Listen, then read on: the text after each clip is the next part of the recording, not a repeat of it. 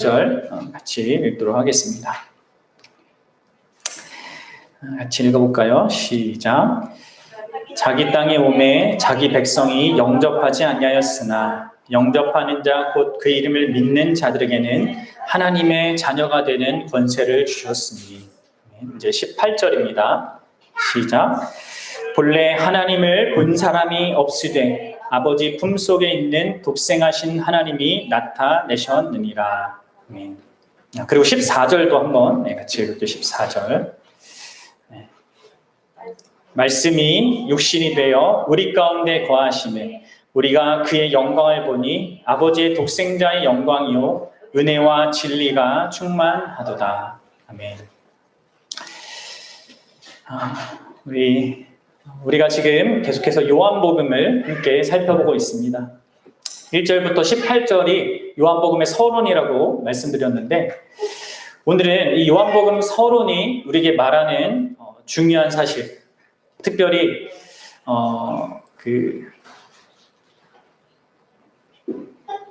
교회를 오래 다니던 사람이든 혹은 어떤 계기를 통하여서 교회를 가게 된 사람이든 진정으로 질문해야 될 한 가지 중요한 그런 사실에 대해서 함께 생각해 보려고 합니다. 요한은 이 세상에는 두 종류의 사람만이 있다라고 얘기합니다. 그 두 종류의 사람 중 하나는 어떤 자입니까? 11절이 말하는 것처럼 자기 땅에 오매 자기 백성이 영접하지 아니하였으나, 다시 말해서 예수 그리스도를 모르고 믿지 않고 영접하지 않는 자가 있다라고 얘기하고 있고요. 또 다른 하나는 12절이 말하는 바처럼 영접하는 자, 곧 그 이름을 믿는 자가 있다라고 이렇게 얘기해요. 이 두 종류의 사람만이 이 세상에는 존재합니다. 사람이 이렇게 둘로 나눌 수 있는 거죠. 그리고 이러한 이야기는 특별히 교회당에 있는 사람들이 착각할 수 있는 것은 나는 교회당에 있기 때문에 나는 괜찮구나, 나와는 상관없는 얘기구나, 나는 이미 믿었으니까 하면서 이렇게 넘어갈 문제가 아닙니다. 여러분들 잘 생각하셔야 됩니다. 내가 교회당에 있고 예배를 드리고 말씀을 듣는다고 해서 그게 나에게 내가 영접하였고 곧 믿는다는 것을 보장해주는 내용은 아니라는 거예요. 여러분들 특별히 어렸을 때부터 교회를 다녔던 우리 지체들은 잘 들으셔야 됩니다.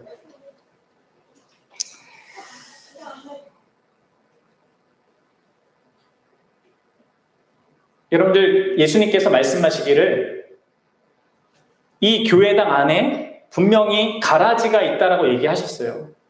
마지막 때까지 가라지가 있고요. 믿지 않는 자가 있다니까요. 교회 안에. 그리고 그들을 통하여서 배교의 역사가 이제 마지막 때 일어난다고 했고요. 마지막 때까지는 그런 일이 계속 있을 것이며, 바로 마지막 날에 예수님이 그 심판하실 때 양과 염소를 교회에서부터 가르십니다.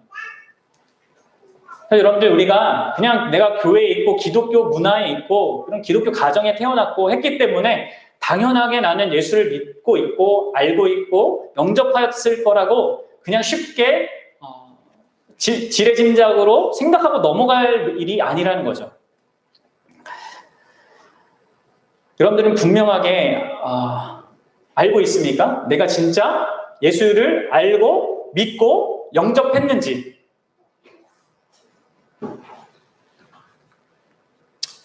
분명한 것은 여러분 무엇입니까?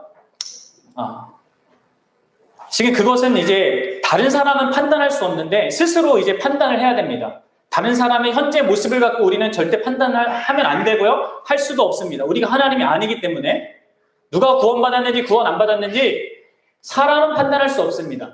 그러나 자기 자신은 확신할 수 있습니다. 확인할 수 있습니다. 말씀을 통해서 자기 자신에 대해서만큼은 확인할 수 있습니다. 분명한 것은 우리가 만약에 구원받은 자라면 그 구원받음은 결코 우리에게 있는 어떤 조건 때문이 아니라는 것입니다. 여러분들 우리에게 있는 그 어떤 조건도 심지어 아주 좋은 조건, 예를 들어서 내가 기독교 집안에 태어났다. 이런 좋은 조건도 나를 구원하는데 아무런 도움이 안 됩니다. 우리가 그걸 살펴본 거죠. 이스라엘의 역사가 그렇게 우리에게 보여준 겁니다. 모든 좋은 것을 다 갖고 있었는데 그들은 하나님을 영접하지 않았어요. 물론 스스로는 하나님을 믿는다고 생각했습니다. 그런데 이거를 잘 보세요. 자기 스스로는 나는 하나님을 확실히 믿는다고, 나는 하나님을 위해서 엄청나게 기도도 많이 하고 헌상도 많이 하고 착한 일도 많이 한다고 이 바리새인들은 그렇게 생각을 했단 말이에요. 그러나 여러분, 그들은 성경이 말하는 하나님을 믿지 않았고 자기가 만들어낸 하나님, 자기의 욕망의 투영인 그 신을 믿었을 뿐입니다. 여러분들, 그렇기 때문에 우리는 정신을 차리고 내가 분명히 하나님을 믿고 있는 건지, 참 하나님, 살아계신 하나님, 성경을 통해서 자기 자신을 계시하는 그 하나님을 믿는 건지를 돌아봐야 되고 생각을 해봐야 한다는 거예요. 물론 이렇게 아무리 얘기해도 교회 안에 있는 어떤 사람들은 절대 듣지 않습니다. 그런 일이 있을 수밖에 없어요. 그렇다고 해서 당장 그 사람을 평가할 건 아닙니다. 저도 평가는 하지 않아요. 중요한 것은 참으로 믿는 사람은 이런 부분을 정말로 돌아보고 생각한다는 거예요.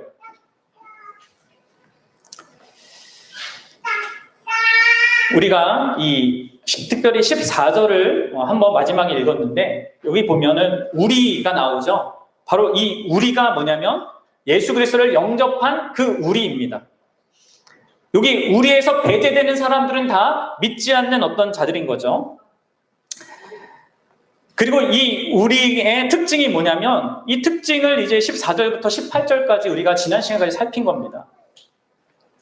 여러분들 어떻습니까? 계속해서 우리가 요한복음을 계속 살피고 있는데 이런 요한복음이 얘기하는 믿는 자의 그 특징이 자신에게 정말로 나타나고 있는지를 여러분들 생각하고 비춰보고 있습니까? 다시 한번 질문을 해보세요. 내가 진짜 참된 신자인가? 여기 요한이 말하는 우리의 내가 속한 자인가? 그렇다면 나는 만약에 내가 그렇게 믿고 있다면 무엇을 근거로 해서 그렇게 믿고 있는 건가? 여러분 생각해 보셔야 합니다. 무엇을 근거로 나는 믿고 있다라고 생각하는 거죠? 만약에 여러분들의 머릿속에 떠오르는 것이 내가 주일날 교회에 왔잖아. 내가 말씀을 듣잖아. 내가 헌상을 하잖아. 내가 이런 봉사를 했잖아. 라는 것으로 여러분들이 떠오른다면 미안하지만 여러분들은 크게 착각하고 있는 거고 믿는다고 스스로 착각하고 있는 거고 사단에게 속고 있는 겁니다. 여러분들 마귀는요. 하나님의 자녀가 아닌데도 스스로 자녀인 양 착각하며 살도록 할 수 있습니다. 그게 마귀가 잘하는 거예요. 유대인들이 그랬다니까요. 유대인의 지도자들이 그랬습니다. 심지어 목회자도 그럴 수 있어요. 마귀한테 속아서 자기가 목회를 하고 하나님의 말씀을 전한다고 하는데 그게 전혀 하나님과 다른 이야기가 될 수 있어요. 어느 누구도 여기서 자유로울 수 없습니다. 자, 마귀는 이렇게 하나님의 자녀가 전혀 아닌데도 불구하고 하나님의 자녀라고 착각하며 살게 할 수도 있고 또 동시에 반대로 하나님의 자녀인데도 불구하고 너에게는 이런저런 게 없으니까 너는 하나님 자녀가 결코 아니야 하면서 우리를 또 반대로 속일 수 있습니다. 나는 자녀답지가 못해. 난 자녀가 아닌 것 같아. 라는 그런 죄책감과 죄의식을 계속 일깨워서 우리를 또한 속일 수 있다는 겁니다. 어느 쪽이든 여러분 우리는 마귀에게 속아서 비참한 인생을 살게 되는 거예요. 그래서 여러분들 우리는 정확하게 물어봐야 돼요. 우리 스스로에게 특별히 말씀에 비추어서 이렇게 자기를 봐야 하는 겁니다. 그래서 여러분들 고린도후서 13장 5절에 사도 바울이 이렇게 얘기했습니다. 잘 들으세요. 너희는 믿음 안에 있는가 너희 자신을 시험하고 너희 자신을 확증하라. 예수 그리스도께서 너희 안에 계신 줄을 너희가 스스로 알지 못하느냐? 그렇지 않으면 너희는 버림받은 자니라. 여러분, 사도 바울은 이렇게 분명하게 얘기하고 있습니다. 너희 자신을 시험해 보라고, 확증해 보라고. 정말로 예수 그리스도가 너희 안에 있냐?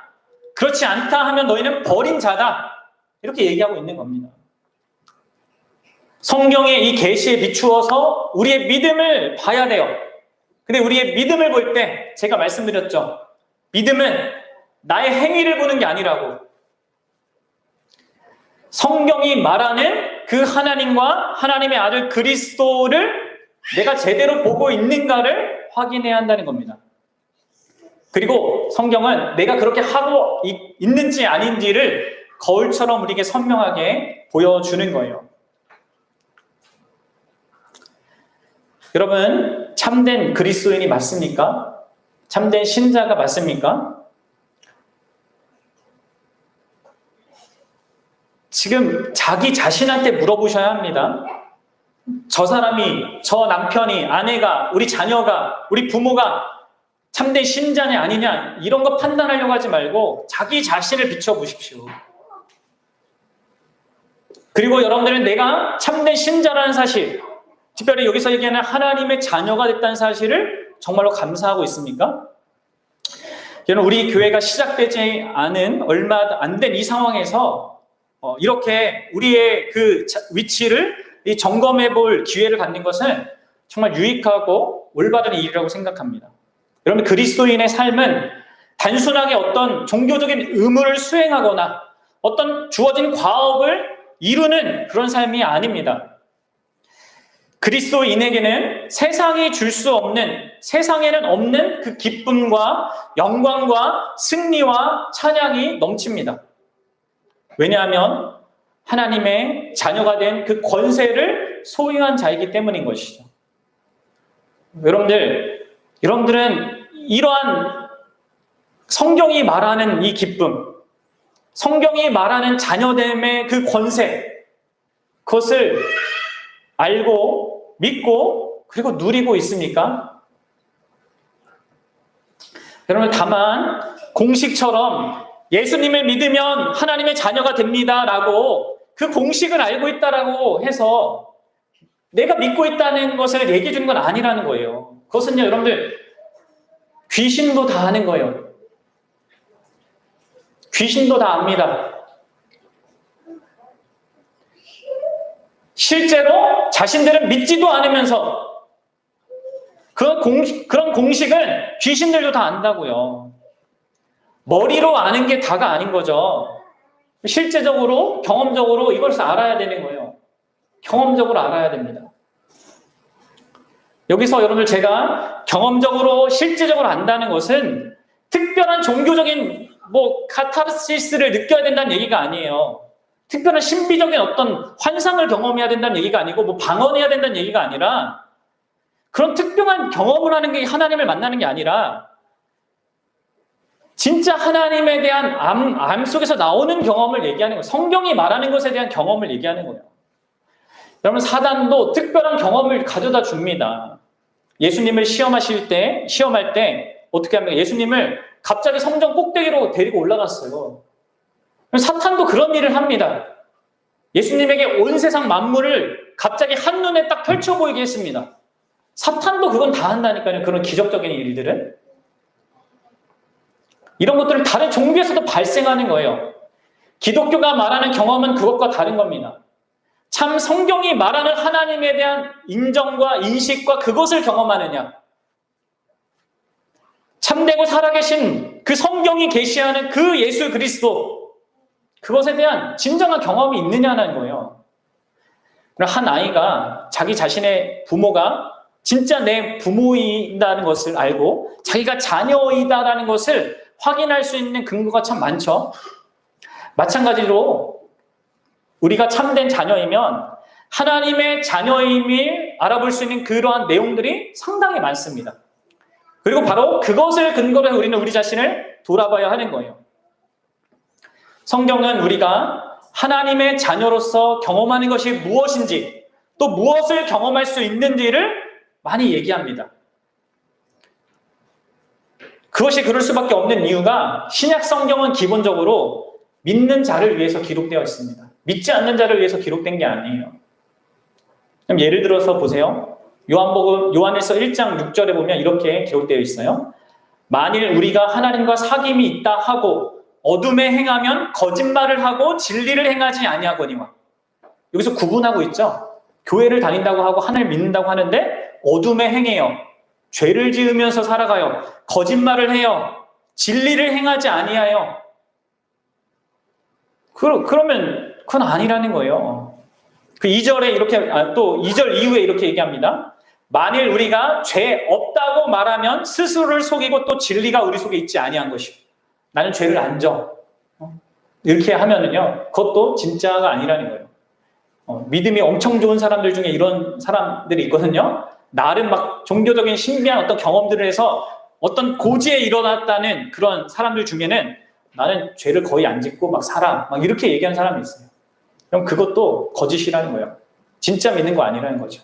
그러니까 죄 지면서 하나님 믿는다고 하는 것도 문제고 나는 죄가 없다고 하면서 하나님 믿는 것도 아니라는 거예요. 이게 분별해주고 있단 말이에요. 성경 자체가. 그 로마서 8장 14절에도 이렇게 얘기합니다. 무릇 하나님의 영으로 인도하심을 받는 사람은 곧 하나님의 아들이라. 그러니까 믿는 자에게는 뭐가 있다는 겁니까? 하나님의 영의 인도를 받는 게 있대요. 여러분 이처럼 성경은 우리가 참된 그리스도인인지 아닌지를 확인해주는 시금석들이 많이 언급되고 있습니다.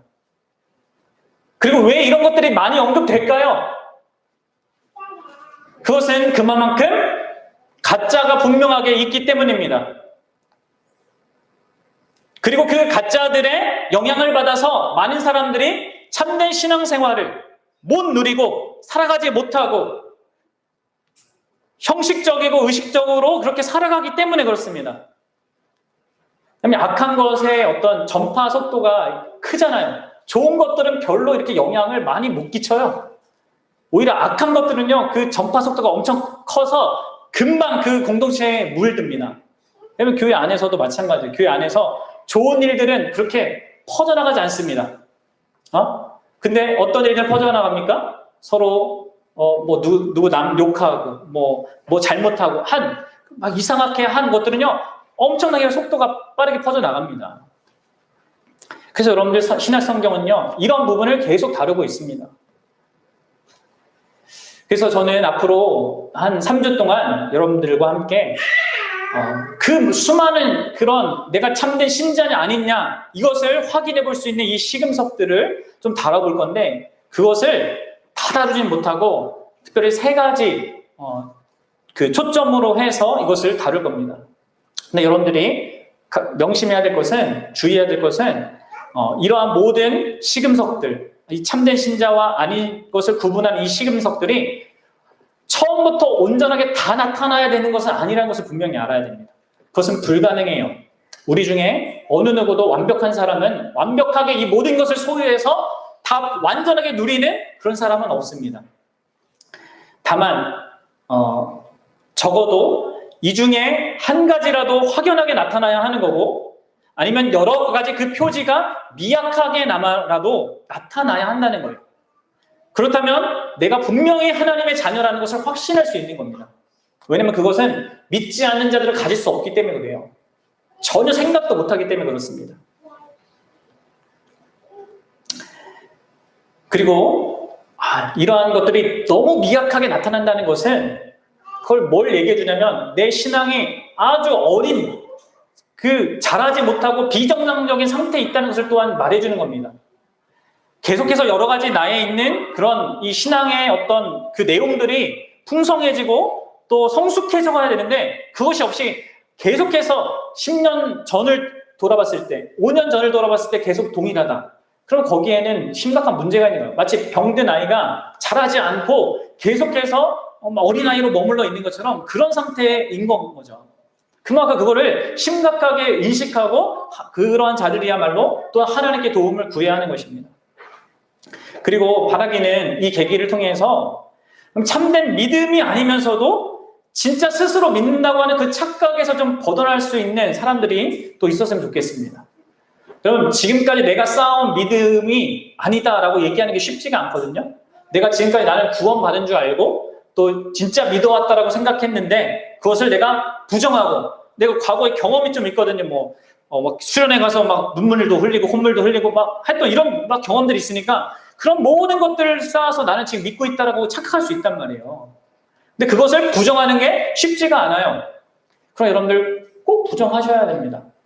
아닐 수 있거든요. 다 그냥 종교적인 경험일 수 있습니다. 유대인들이 그랬던 것처럼. 그런 자라면 분명하게 자기 현실을 깨닫고 내가 아니었구나, 내 믿음이 가짜였구나, 정말 나에게 참된 믿음이 필요하구나 이것을 깨닫고 하나님께 은혜를 구하길 바랍니다. 말씀드린 대로 하나님과 우리의 관계에 대한 내가 참된 자녀다라는 것을 확인할 수 있는 그 세 가지 시금석, 그 중에 오늘은 이제 첫 번째 시금석을 말할 건데요. 먼저는 이 세 가지 시금석은요 다 관계적인 것입니다. 이걸 알아야 합니다. 기독교는요 어떤 이 관계를 배제한 종교적인 행위에 그 기독교의 어떤 그 중심과 내용을 갖고 있지 않습니다. 아무리 헌금을 많이 하고 아무리 봉사를 많이 하고 아무리 무슨 기도를 많이 한다고 하더라도 그것이 기독교의 중심을 말해주는 게 아닙니다. 기독교의 중심 내용은 언제나 관계 속에서 나오는 어떠한 모습입니다. 살아있는 인격과의 관계 속에서 나오는 어떠한 다른 내용을 갖고 있다는 거죠.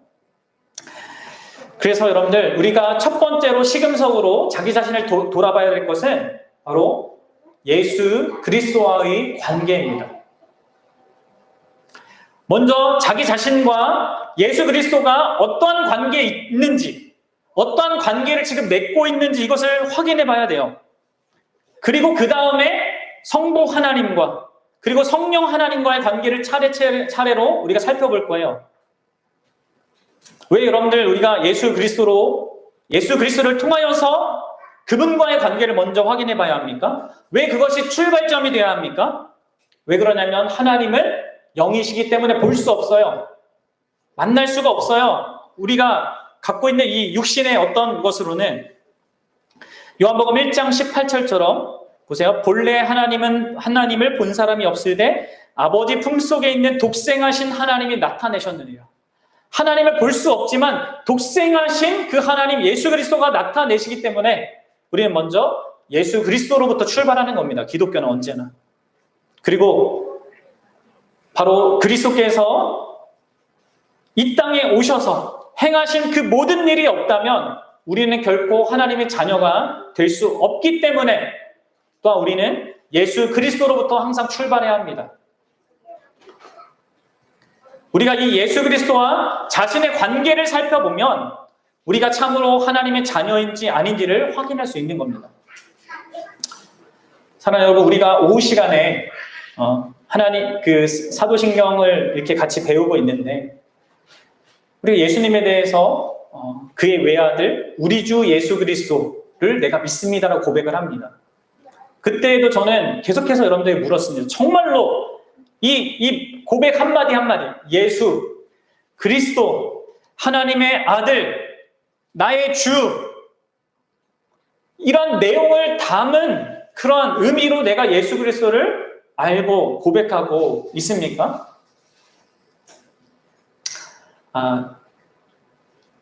특별히 여러분들 우리 부모님들이 사실 오후에 잘 참여를 해야 되는데 왜냐하면 이제 오전에는 우리가 성경 본문을 중심으로 이렇게 나눈다면 오후에는 어떤 개념을 갖고 제가 이제 설교를 하거든요. 특별히 아이들에게 기독교 신앙의 중요한 그 내용을 알려줄 때 이게 되게 중요하거든요. 교회를 얘기할 때 뭘 해야 됩니까? 애들은 바로 교회 건물이나 이 장소를 생각한단 말이에요. 그럼 부모들이 알려줘야 되거든요. 교회가 그게 아니라 믿는 사람이 교회다. 헌금하면은 그냥 뭐 기부하듯이 돈 내는 걸로 생각한단 말이에요. 헌상이 무슨 의미인지 이런 것들을 이제 우리가 오후 시간에 배우니까 다루니까 그러니 만약에 오후 예배 참여 못하더라도 꼭 좀 영상이라도 설교를 들으면서 여러분들이 정립해 가셔야 됩니다. 부모들이 정립해야지 자녀들에게 바르게 가르쳐줄 수 있어요. 그냥 무조건 해 이러면요 형식적인 자녀들로 자랄 수밖에 없습니다. 어째 여러분들 정말로 여러분들은 예수 그리스도를 믿는 자입니까? 예수 그리스도를 우리의 주로, 나의 주로, 하나님의 아들로 믿는 자냐는 거죠. 이 요한복음이 그걸 위해 쓰여졌잖아요. 하나님의 아들이다, 예수 그리스도가. 그분을 믿음으로 말미암아 풍성한 삶을 살도록, 그걸 목적으로 위해 쓰여졌거든요. 여러분들 다시 한번 물어보겠습니다. 예수 그리스도가 여러분들 진정한 구원자가 맞습니까? 맞나요? 이것을 그냥 당연하죠. 저는 언제나 예수님을 믿어왔습니다. 만약에 여러분들이 단순하게 이렇게 반응한다면 여러분들 다시 생각해 봐야 합니다. 어쩌면 그 사람은 사실상 스스로 믿지 않는 자임을 바로 드러내는 거일 수도 있어요. 얼마나 많은 사람들이 그렇게 스스로를 속이고 있는지 모릅니다. 스스로에게 속고 있는지 몰라요.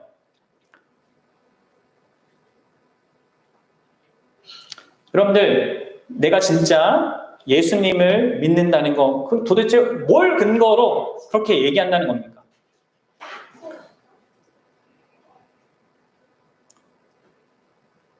누가복음에 바리새인이 이렇게 기도합니다. 하나님께. 바리새인은 서서 따로 기도하여 이르되, 하나님이여, 나는 다른 사람 곧 토색, 불의, 간음을 하는 자들과 같지 아니하고 이 세리와도 같지 아니함을 감사합니다. 혹시 내가 예수님을 믿습니다 하고 하는 내용이 이런 내용들을 근거로 하고 있는 건 아닙니까? 나는 저 사람들처럼 이런저런 나쁜 짓도 안 하고 교회도 나오고 저 세리처럼 다른 사람 등쳐먹는 일도 안 하는, 나름 착하고 헌상도 잘하고 봉사도 하는, 그러면서 혹시 내가 믿고 있다고 생각한다면 그럼 아주 위험한 상태에 있는 겁니다. 그냥 예수 그리스도를 믿는다는 것은요, 가장 기초적으로 기본적으로 자기 자신이 아무런 소망 없는 죄인임을 아는 겁니다. 영원한 저주를 받아 마땅한 죄인임을 분명히 알고 고백한다는 겁니다. 자신이 본래 요한이 말하던, 여기 요한이 말해왔던 그거, 빛이 어둠에 비추되 어둠이 깨닫지 못하더라, 그런 상태에 있었던 자들, 세상에 왔지만, 예수님이 세상에 왔지만 예수님을 알지 못하였던 자였다는 것. 그래서 여러분들, 당신은 예수님을 믿습니까? 라고 이렇게 묻는다면 그 사람은 이렇게 얘기하는 게 정상이에요. 당연하죠가 아니라 기적이죠. 제가, 저 같은 존재가, 저 같은 인생의 죄인이 예수 그리스도를 믿고 있다는 것이 놀랍고 정말 놀라운 일입니다. 라고 이렇게 얘기하게 되는 겁니다. 그럼 먼저 우리는 이게 있는지 봐야 돼요. 이게 없고요, 다른 무엇으로, 나를 치장하는 무엇으로 나의 믿음을 생각한다면요, 여러분들은 아닙니다.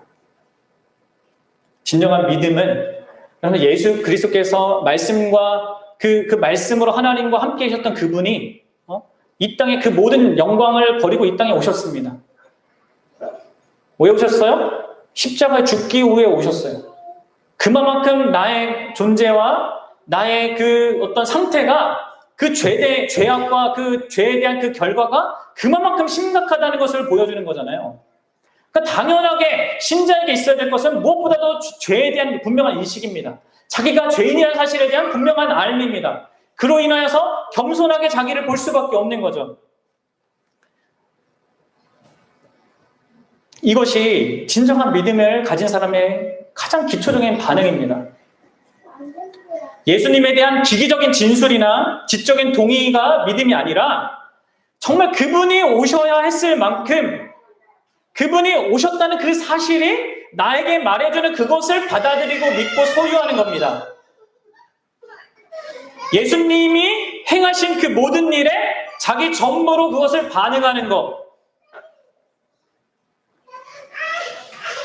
여러분들, 그리하여서 이 자신이 죄인이라는 것을 아는 자에게는 내가 예수 그리스도를 믿는다는 그것이 가장 소중한 일이고 가장 가치 있는 일이고 가장 엄청난 기적이라고 아는 거예요. 여러분들 무엇을 하나님이 역사한 증거라고 생각합니까? 무슨 병이 고쳐지고 무슨 기적이 나도 무슨 별의별 일들이 일어나는 걸 가지고 하나님을 만나고 알고 했다 이렇게 할 게 아니라 그런 건 다 할 수 있다는 거예요. 귀신들도 할 수 있다니까요. 내 안에 정말 이 확실한 사실을 봐야 합니다. 예수 그리스도께서 죄인을 위해서 이 땅에 오셨다는 거, 그러니까 다시 말해서 내가 죄인이라는 거, 나 같은 자를 위해서 오셨다는 거, 나같이 가망 없는 자가 십자가에서 멸망할 그 대상은 난데 나 대신 예수 그리스도가 죽으셨다는 것을 보면서 자기 죄를 분명하게 인식하는 거죠.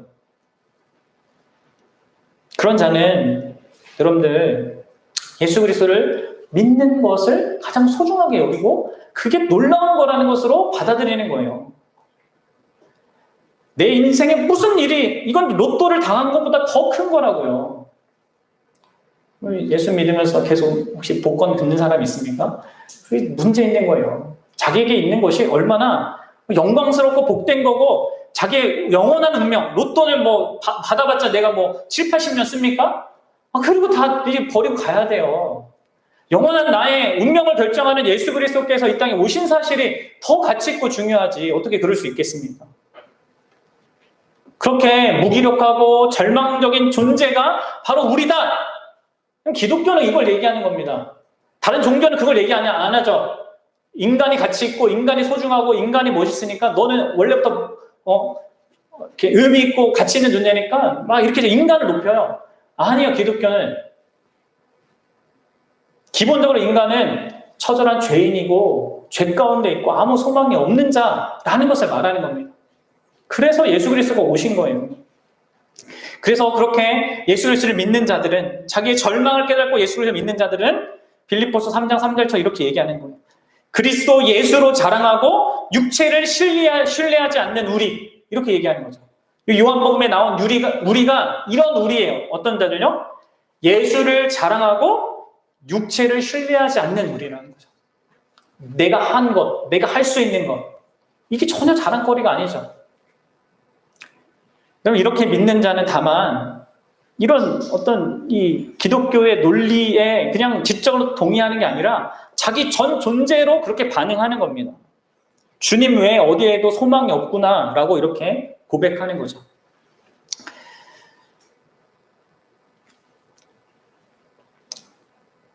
여러분들 이렇게 분명히 자기 자신에 대한 인식이 있습니까? 그리고 동시에 정말로 그리스도가 예수님이 그리스도라는 것을 여러분 믿고 있습니까? 그리스도가 무슨 말인지도 모르고 무슨 역할을 하는지도 모르고 그냥 믿는다고 얘기하고 있는 건 아닙니까? 그리스도가 뭡니까? 네? 구약의 기름 부음 받은 자, 곧 제사장, 선지자, 왕입니다.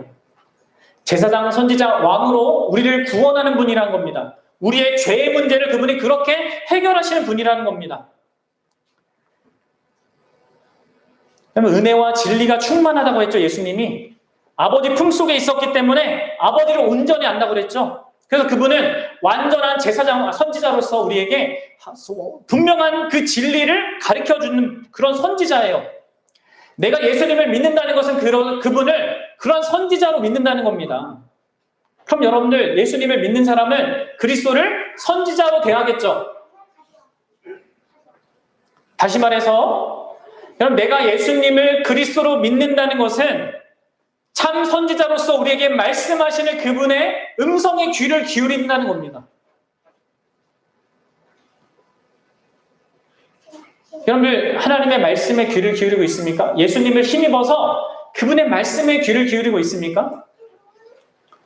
예수님을 그 말씀이라고 했고 그 참 진리로 충만하다고 이게 얘기하고 있고 그 충만하신 예수 그리스도께서 우리에게 선지자가 되셔서 말씀해 주신단 말이에요.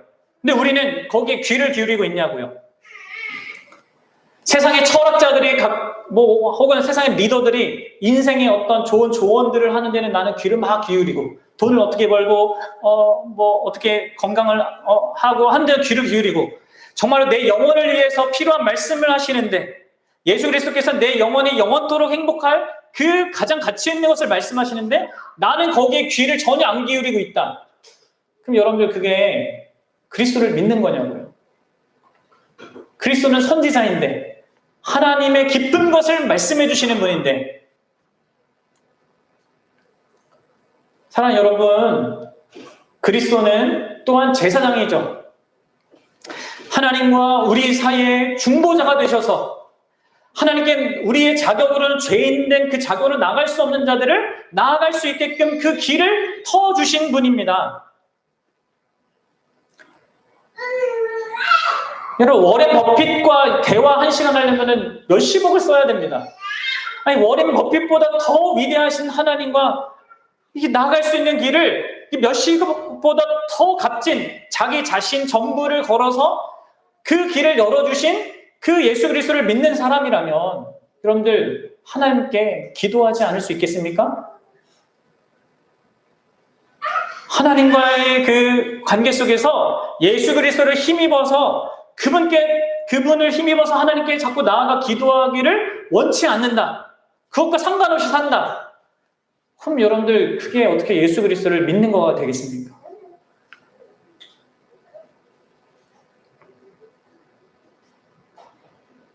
기도 생활이 전혀 없다.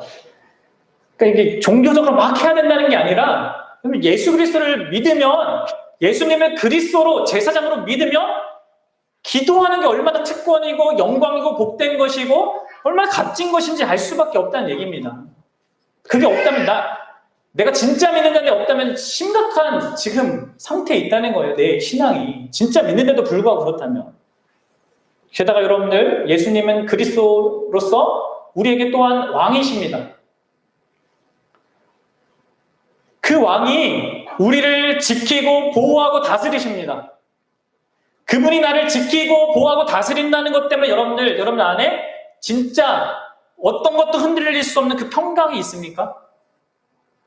돈이 조금 없어도, 건강이 좀 잃어도, 무슨 문제가 일어나도 그리스도가 왕으로서 그분이 나를 위해서 자기 전부를 다 희생할 정도로 나를 사랑하시는 그런 왕으로서 나에게 부활 생명을 가져다 주신 그런 왕으로서 사단의 권세를 깨뜨리신 그런 왕으로서 계셔서 내가 두려워하고 걱정하고 염려할 게 하나도 없다라는 것을 여러분들은 정말로 알고 믿냐는 거죠.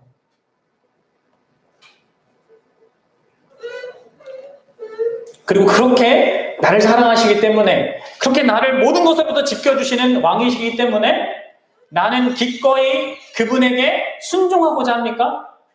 왕이니까 왕이 나에게 말하는 그것에 나는 귀를 기울이고 또 그것을 기꺼이 나를 사랑하시는 그 왕에게 순종하고자 하는 그런 마음과 그런 태도가 그런 삶이 있냐는 거죠.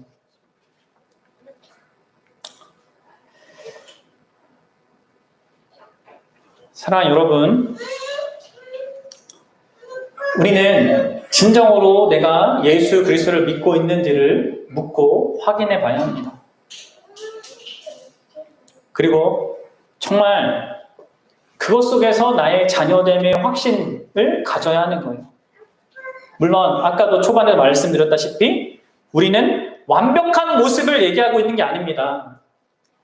아주 적게라도 우리 아이들이 부모에게 그렇게 하는 것처럼 우리가 아주 적게라도 정말 이러한 모습들이 나한테 있다는 거.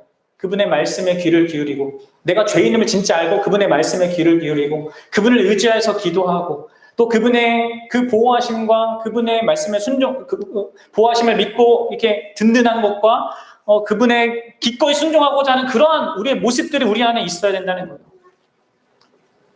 그리고 그것이 나에게 조금이라도 보이면 그것은 정말로 놀라고 예수 그리스도 때문에 보이면 예수 그리스도가 없이 그냥 여러분들 기도도 할 수 있고요. 예수 그리스도 없이 순종도 할 수 있어요. 예수 그리스도가 없이 성경도 많이 읽을 수 있습니다. 그게 유대인들이 했던 거잖아요.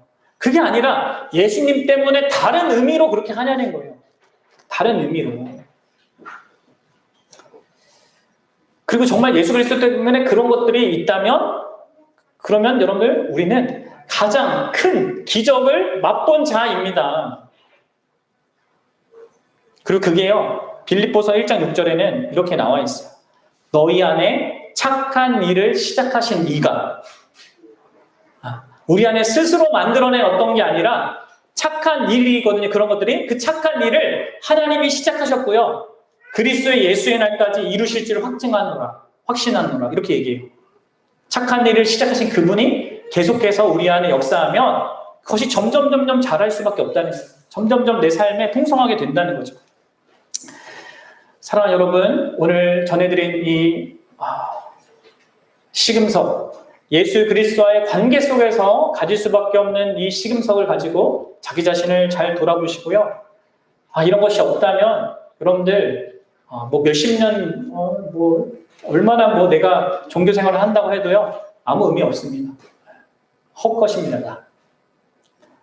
그걸 고백하는 게 어려울지라도 고백하십시오. 그리고 도와달라고 하십시오. 구원해달라고, 진짜 구원해달라고 구해야 합니다. 그거 없으면 아무것도 아니에요. 다 주여 하지만 결국 나는 너를 모른다 이렇게 버림받을 수밖에 없습니다. 그리고 그런 것이 조금이라도 여러분들에게 있다면 그렇게 나에게 있게 된 이 세상이 줄 수 없고 오직 하나님만 줄 수 있는 그 놀라운 그 신자만이, 자녀만이 가질 수 있는 그 특권들을 정말로 더 풍성하게 누리며 살아갈 수 있게 도와달라고 여러분들 구하시기를 바랍니다. 그때 하나님은 기꺼이 기쁘게 그것에 응답하실 겁니다.